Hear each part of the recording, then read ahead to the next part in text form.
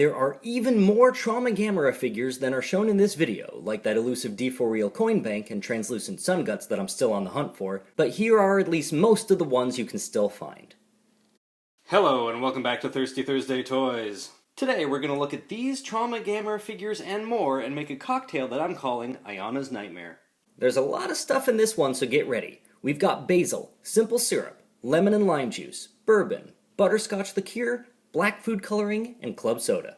If all of those ingredients, and especially the name, haven't turned you off yet, then here's how it's made. Start by muddling a handful of basil leaves into your shaker with some ice. Obviously, the more leaves, the more basil flavor. Add in a half part of simple syrup, add in 2/3 of a part of lemon juice, add in a half part lime juice, add in 1 part of your favorite bourbon, add in 1/3 of a part of butterscotch liqueur, give it a drop of black food coloring. This thing needs to look like a nightmare. Shake all that up with some ice, strain that into your glass, and top that off with a few parts of club soda, and enjoy the nightmare. Cheers. Alright, let's go, smallest to biggest. Starting us off, we have my least favorite, which is also the least expensive. This one was made by Iwakura for their first series of highly detailed blind box figures. Each figure in the set had a full color version and a clear version, so here are both of those. Unfortunately, I don't remember the original retail cost for these, but this set came out in 2003. This figure came disassembled so it could all fit in the box, but it's simple to put together. I like the paint, I like the detail, but there's something about the sculpt or maybe the pose overall that doesn't do much for me. That said, I still own one of each, and it'll still be displayed on my G3 shelf. This next one is definitely one of my favorites. This was made by Konami and was sold in blind boxes for 600 yen for their SF Movie Selection series. Most of the other figures in this set were daimajin, but the chase figure was a grayscale version of the Gamera. This one also needs some slight assembly and can be displayed with or without the base. Love it. Here we have one of the only resin figures in my collection, and as much as I hate resin, don't let my tone sour you on the incredible detail of this figure. This one is made by Cast Iwakura for their special effects collection, and came in a box with the parts wrapped very carefully inside. No joke, they took extra care with these since resin is so fragile, and even have a note warning you about how careful you should be. Even then, mine arrived with a chip.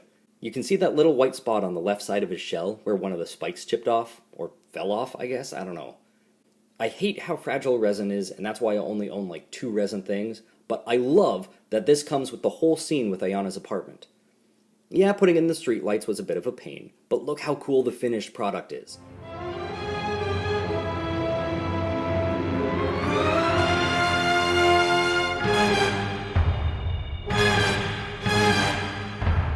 If you have the latest Gamera high-grade Ichi set, then the Hyper Gyao scales perfectly with this.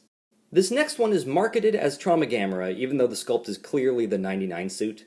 This one is a hollow vinyl figure made by Siccaluna for their CUBE series. It came with a vinyl base, which also features that same Nightmare color scheme.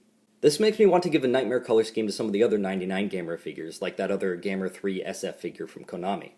They released this figure in a few different color schemes, each one around 6,000 to 7,000 yen. Even though this figure is an amalgam of things I dislike, stylized, oddly proportioned, wrong color scheme for the suit, expensive, for some reason this thing has really grown on me. For articulation, this one has full rotation of its head and both arms. And now, my favorite, X-Plus. Like the other figures from that series, including the Zigras that you can see in my other videos, this one came on a large card back. You had to heat the parts up to assemble them, and then boom, you've got a rad Trauma Gamera.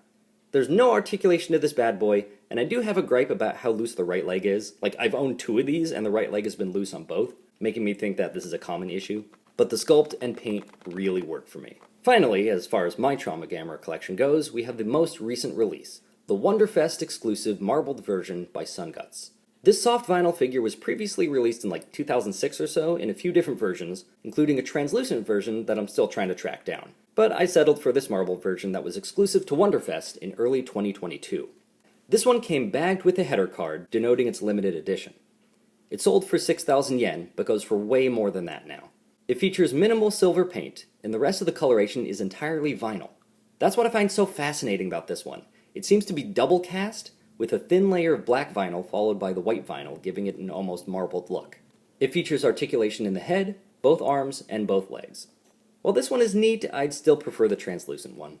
I know I'm missing a few, like the D4 Real Bank and the other Sunguts ones that I mentioned earlier. There are also some CCP versions that didn't do anything for me. Other than those, let me know what else am I missing? What's your favorite? In the meantime, good luck on your hunt, thanks for subscribing, and please drink responsibly.